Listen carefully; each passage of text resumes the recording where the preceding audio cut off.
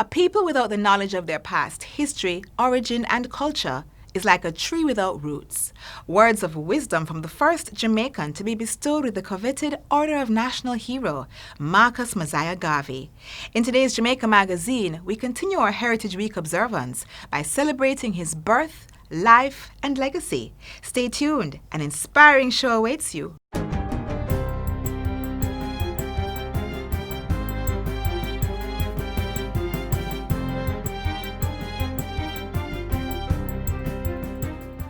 Good day, I'm Stephen McHugh, and this is your JIS News for Friday, October 16. Minister of National Security Dr. Horace Chang says government intends to amend key pieces of legislation as part of measures to modernize the country's laws and strengthen crime-fighting strategies. Among the legislation are the Firearms Act and the Anti-Gang Act. We're going to work to ensure that we articulate the policies and put in place a system to get our legislation written, brought to Parliament, and make the framework and the tools by which the police are to operate relevant and effective. Minister Chang was speaking at a virtual press conference on Thursday. He says government remains steadfast in the work to restore public order, reduce criminal violence, and eliminate endemic corruption. To that end, the security minister says several projects are being finalized for implementation. These include 30 technology projects, institutional reorganization, improved specialized training, as well as improved telecommunications across police divisions. We want to reassure the country we'll not start these activities and stop them because we intend to complete our investment in the technology activity to make the police more efficient, to give them the capacity to acquire evidence, information, convert to evidence, get the criminals into court and lock them up. The undertakings fall under Plan Secure Jamaica, which focuses on 10 strategic subject areas covering safety, security, and justice, as well as economic, environmental, and cyber resilience. The island's first state-run shelter for victims of domestic abuse is now operational. The news was revealed by Gender Minister Olivia Grange yesterday after she toured the facility. We're just about ready. Of course, we're fine-tuning some protocols in terms of the operation and just to cross the T's and dot the I's. But in the meantime, we're ready. We can take in, I would call them clients. The minister says the shelter houses spacious studio and one-bedroom facilities that can accommodate a family, adding that only 2 rooms remain unfurnished. The establishment of the shelter was done with assistance from international partners such as the Canadian High Commission and European Union. I am delighted to be here with Minister Grange today at the first of several nationally funded women's shelters. We all recognize, Canada in particular, the importance of having safe spaces for women and their families. We have seen that the COVID-19 pandemic has put additional pressures on families as they are in isolation, and none too soon. This is a timely undertaking, and I'm heartened to see that it has the space and the capacity to be able to welcome women and their families. The ministry purchased the property, the location for which will not be revealed for security purposes. Another 2 properties are being transformed to house women and children who are victims of gender-based violence. The minister is urging women in abusive situations to call the Ministry of Gender Affairs for help. The Black River Hospital in St. Elizabeth has received a donation of medical equipment valued at $2.9 million. The donation was made by the 2019 medical class of the UWI Faculty of Medical Sciences. The equipment include a defibrillator, 2 transport stretchers, a plaster saw, a diagnostic set, 3 forceps, and a digital pediatric scale. Senior Medical Officer at Black River Hospital, Dr. Sheriff Imoru, says the much-needed medical equipment will boost the Type C facility's services. Still on health, businesses, including those in the business process outsourcing BPO sector, are being encouraged to continue adhering to established COVID-19 safety protocols. Minister of Health and Wellness Dr. Christopher Tufton says the measures have been consistent in preventing cases of infection and ensuring stable business operations. The temperature checks, the sanitization, the consistent cleaning, the wearing of the masks, the isolation areas, if you find persons who have symptoms. That, to my mind, represents the successful arrangement in an entity. Dr. Tufton made the statement recently following a tour of several BPO facilities at the Montego Bay Free Zone in St. James. The National Parenting Support Commission is encouraging parents to make use of the helplines for assistance in coping with COVID-19. The 36 helplines were launched in April 2020 in collaboration with the United Nations Children's Fund, UNICEF, the Victoria Mutual Foundation, and Fight for Peace. Since its implementation, the Commission has received several reports from parents expressing their concerns and needs amidst the pandemic. Chief Executive Officer at the Commission, Casey Akar, says once contact is made, the persons operating the helplines will guide callers on how to get additional assistance. There are 2 helplines per parish, with the exception of Kingston, St. James, St. Anne, St. Catherine, and Clarendon, which were given additional numbers. The numbers may be found on the Education Ministry's website at moey.gov.jm. And finally, this year's ceremony of investiture and presentation of national honors and awards will be a virtual event in keeping with government's social distance protocol to limit potential for the spread of COVID-19. In place of the usual live function at King's House, the National Heroes Day event will have 2 components. There is to be a live stream of the floral tribute in honor of our national heroes, broadcast from National Heroes Park, beginning at 8:15 a.m. on national television and social media.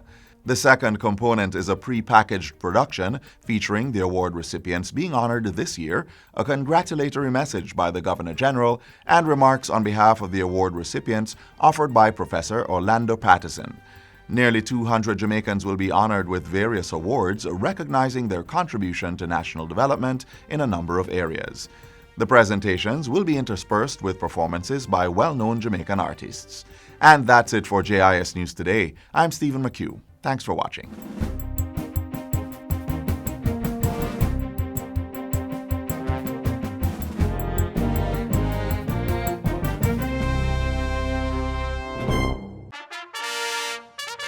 Join us this Heroes Day, Monday, October 19 for the National Honors and Awards Ceremony 2020, the virtual presentation, beginning at 8:15 a.m. with a wreath-laying ceremony to our national heroes, live from the National Heroes Park. See our distinguished honorees in their splendor as we pay homage to them, mixed with tributes in song and dance by the National Dance Theatre Company, Cat Corps, Jermaine Edwards, and many more. That's the National Honors and Awards Ceremony, Heroes Day, Monday, October 19, beginning at 8:15 a.m. As you may be aware, Heritage Week culminates next Monday on National Heroes Day. It is being celebrated under the theme, celebrating a heritage of resilience and pride. Resilience and Black pride were 2 attributes that were commonly endorsed by Marcus Garvey. In fact, they were his philosophy. As we celebrate this great icon today, let's think on these things and take time to absorb more of his legacy next. Marcus Garvey words come to pass. On August 17, 1887, in the quiet town of St. Anne's Bay, 50 years after emancipation, the son of a Maroon was born, one who refused to accept the injustices he observed around him as he grew up. While attending school, he developed a healthy appetite for reading, fed by his small library at home. Unable to attend high school because of financial difficulties, Garvey at age 14 became an apprentice printer for his godfather, Mr. Burroughs. 2 years later, he joined the staff of P.A. Benjamin in Kingston as a printer and quickly became a foreman.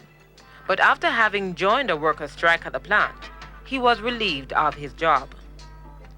After a brief stint at the government's printing office, he started his own paper, The Watchman. It folded because of poor financing. Marcus Garvey words come to pass. At an early age, Garvey began championing the cause of Black redemption, leading the way for the universal freedom of the Black diaspora. He became actively involved in politics, cultural organization, and the trade union movement, and developed a passion for journalism, printing, and publishing. At the age of 20, Garvey made a life-changing commitment. I asked myself, Where is the black man's government? Where is his king and his kingdom?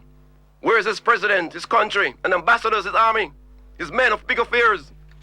Garvey could not find the answer, and so took on the task of helping blacks at home and abroad to create their own nation. In 1910, he joined his uncle in Costa Rica and traveled extensively throughout South and Central America, where he observed and was deeply touched by the poor conditions in which West Indian workers lived. Later, he traveled to England and continued his studies in journalism. While there, he consolidated the thoughts and philosophy that he would use to call the Negroes of the world to action. At the age of 27, 5 days after he returned from England, Marcus Mosiah Garvey founded the Universal Negro Improvement Association and African Communities Imperial League. The focus of the organization was to unite all the black peoples of the world and to establish a country and government that was absolutely and uniquely their own. Garvey's movement ran into trouble with the local authorities and was rejected by the Jamaican people. Undaunted, he traveled to the United States. After visiting several states, he settled in New York. From there, Garvey established several branches of the UNIA across the country, and by 1920, the movement registered over 4 million members. At its peak, the UNIA had over 11 million registered members in 859 branches in over 30 countries. On June 27, 1919, the economic arm of Garvey's liberation movement was incorporated, the Black Star Line. This enterprise was meant to create jobs and business opportunities for millions of blacks worldwide. The business did well in the first year, but ran into financial difficulties soon afterwards.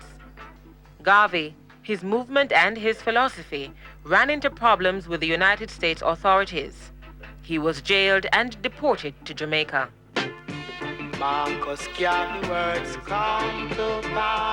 Garvey returned to Jamaica to a tumultuous welcome by a large and enthusiastic crowd. He wasted no time in organizing a political movement. He founded the People's Political Party in 1929, the first modern political party in Jamaica. Perhaps Garvey's most outstanding contribution in the quest for the universal emancipation of the black race was his lifelong, unrelenting efforts to unite and uplift the black race through a program of self-reliance and education. The thoughts and ideas of Marcus Garvey evolved into a social, political, spiritual, and economic blueprint for the successful development of a black nation. He advocated Africa for the Africans. He encouraged blacks to be proud of themselves and of their history, and for them to be self-reliant and strong. In shaping the political destiny of the black nation, the Declaration of the Rights of the Negro Peoples of the World, adopted at the First International Convention of Negro Peoples held during the month of August 1920 in New York, was a radical document. As a legal instrument, it ranked alongside the Magna Carta and the United States Constitution in that it affirmed and demanded redress for the injustices heaped upon a despised and rejected people by the entire world. The convention was attended by over 25,000 members and delegates from all over the world and demonstrated the power and reach of Garvey's movement. But most of all, it signaled the growing solidarity of the Negro peoples of the world. Garvey called for the emancipation of the mind at the 6th Negro Convention in 1929, held at Edelweiss Park in Kingston. He declared then that after the physical emancipation of slaves, the UNIA should create a second emancipation, an emancipation of the minds and thoughts of the 400 million Negroes of the world.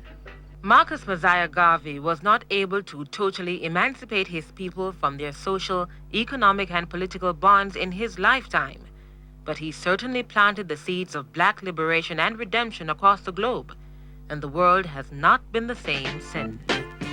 Marcus Garvey words come to pass. As you learned earlier, Marcus Garvey led the Universal Negro Improvement Association, which intended to unify blacks with their land of origin in Africa and spark greater black empowerment. These ideologies eventually birthed the Rastafari movement, which began during the 1930s. Although Marcus Garvey was never really a follower of Rastafarianism, he is considered to be one of the religion's prophets because of his teachings. Learn more about the Rastafari way of life next.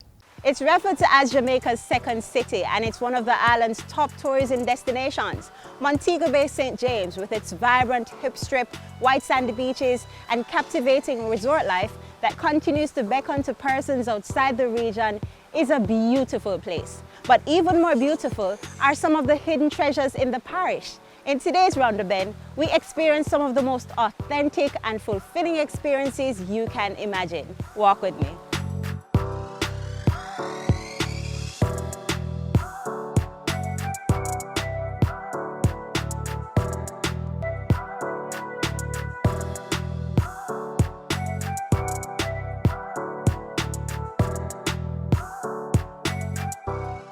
After treading the rocky riverbed of the Montego River, following the footpath on its bank, you will be escorted to a hidden gem, the Rastafari indigenous village.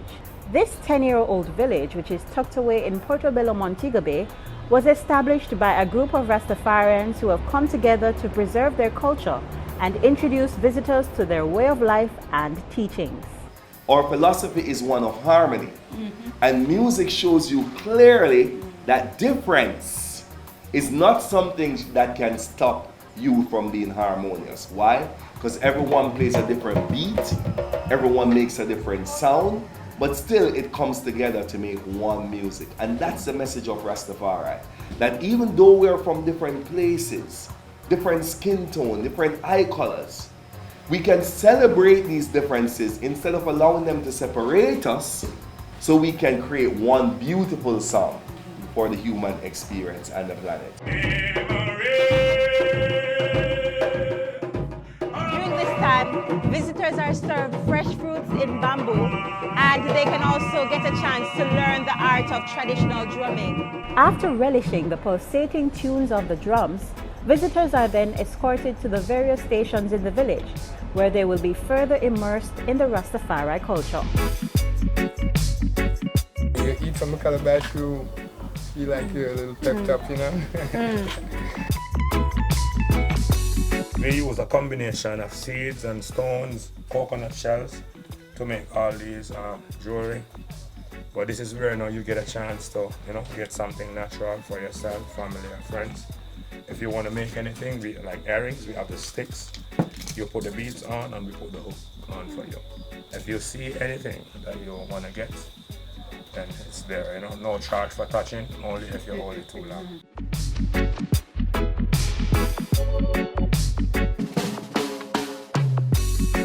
This is what I do. I may drum, but this is something, if you don't love it, you're not gonna do it. Yeah, because you see what I was just doing?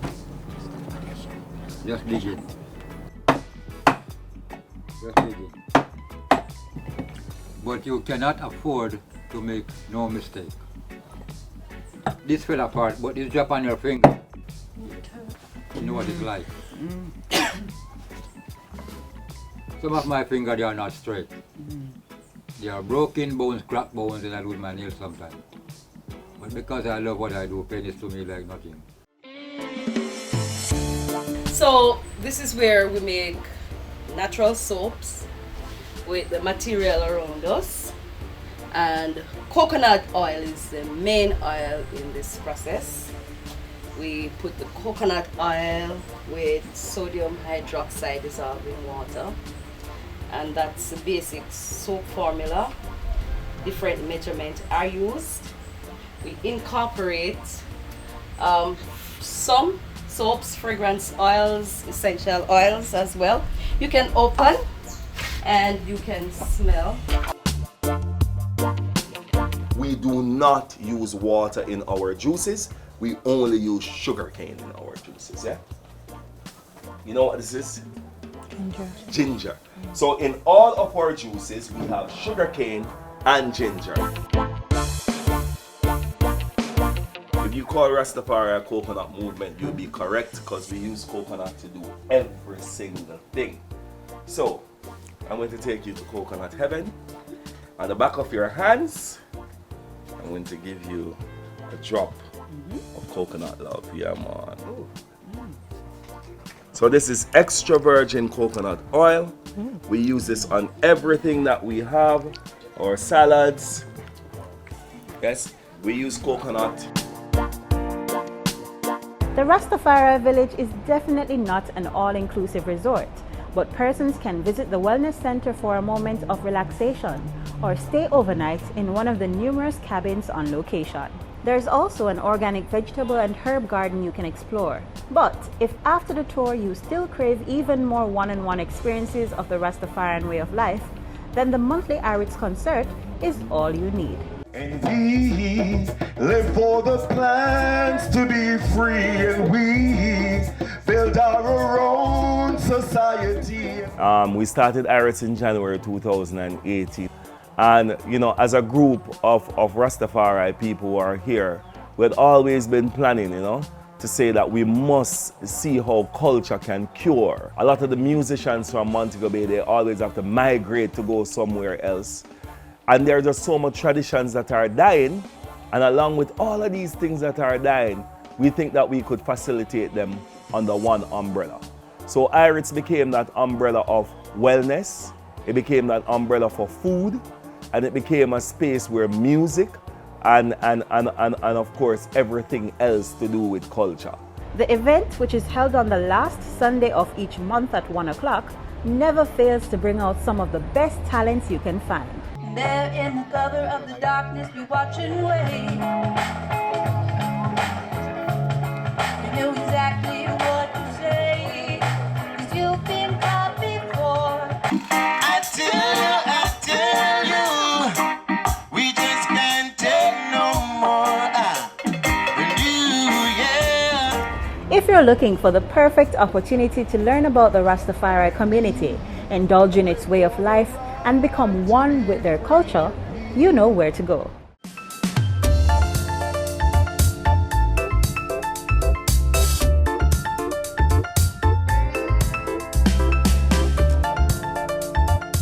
Similar to the Rastafari indigenous village you toured earlier, the Ocho Rios fishing village in St. Anne promises to be a worthwhile experience for its visitors near and far.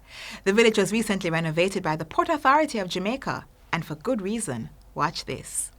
Nestled between the Reynolds Pier and the port of Ocho Rios, the Ocho Rios Fishing Village is a seaside attraction and eatery and the ultimate chill spot, which was developed by the Port Authority of Jamaica and launched in 2018.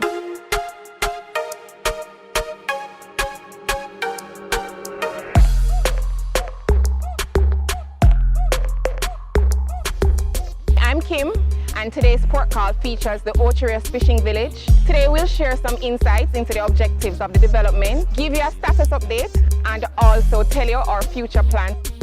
Welcome to the Ocho Rios Fishing Village, the ultimate chill spot. This has been a project of the Port Authority of Jamaica.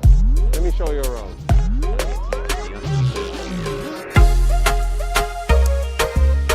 All right, William, tell us. The Port Authority of Jamaica made a significant investment into this development, the Ocho Rios Fishing Village.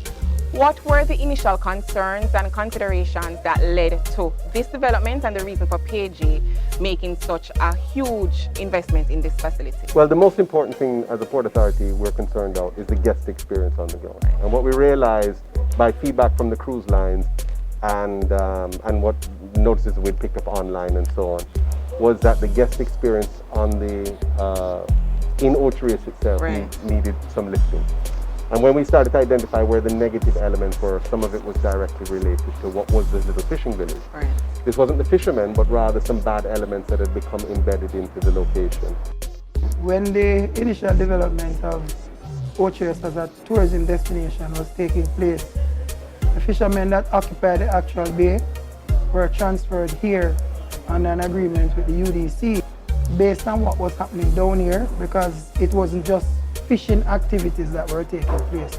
A lot of illicit things, like people were smuggling drugs to tourists, both stopover arrivals and cruise passengers coming in. and there was a lot of complaints coming from the cruise line based on the experience. And the PAJ saw it fit to enter into an agreement to bring together some semblance of order down here and a structured development. So in 2015, November 27th to be precise, a tripartite agreement was formed between the Port Authority of Jamaica, UDC, and the Fishermen's Benevolent Society, where you saw the whole transformation of this area here. The Port Authority went in, bought the rights from the UDC to the land, and a part of the tripartite agreement with the fisher folks that were here is that Port Authority would acquire their interest through a compensation package to them, right? But they would be given the exclusive rights to still operate from here under the rules and management of the Port Authority. So hence the agreement that the fishermen are still here and the property was developed.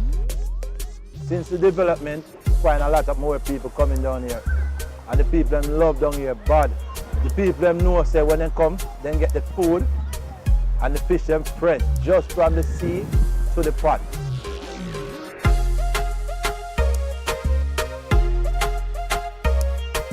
In the development concept, the consultant, right,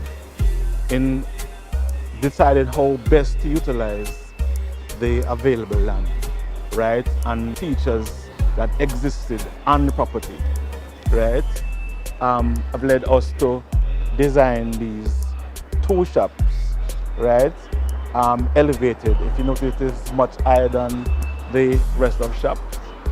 In doing that, they try to use all the natural features of the land, and that includes the terrain, the river stream that you have here. The Ocho Rios Fishing Village is the ultimate chill spot because you have oceanic sea view, you have an estuary, you have good food. First we were unwilling because we thought they would go give the place to the Indian and the Chinese and that we couldn't afford it. But now we see that they give it back to us, the locals, so it's a great thing. And well, we can afford and we have less harassment down here because you have security and everything is different, much different now and safer.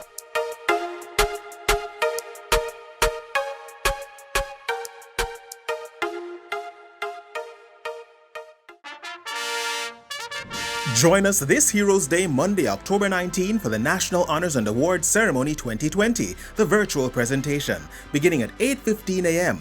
with a wreath-laying ceremony to our national heroes, live from the National Heroes Park. See our distinguished honorees in their splendor as we pay homage to them, mixed with tributes in song and dance by the National Dance Theatre Company, Cat Corps, Jermaine Edwards, and many more. That's the National Honors and Awards Ceremony, Heroes Day, Monday, October 19, beginning at 8:15 a.m.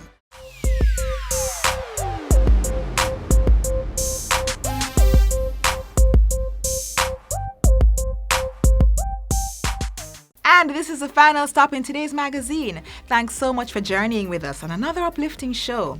As we go, remember to stay connected with us via our website, gis.gov.jm, or our YouTube channel. And while you're online, send your feedback to Jamaica Magazine at gis.gov.jm or via our social media pages. On behalf of the entire GIS production crew, I'm Audrey Williams, your host. As we part ways, I implore you to take this quote from Marcus Garvey with you. If you haven't confidence in self, you are twice defeated in the race of life. With confidence, you have won even before you have started. Think on these words and keep safe and be positive.